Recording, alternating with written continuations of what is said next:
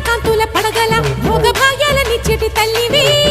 పుట్టి మట్టి పుట్టలోనే తలదాచుకుందువమ్మ చల్లని చూపుల నాగమ్మ మా పిల్లల పాపల కాయమ్మ పల్లెకు తల్లివి నీవమ్మ మాకు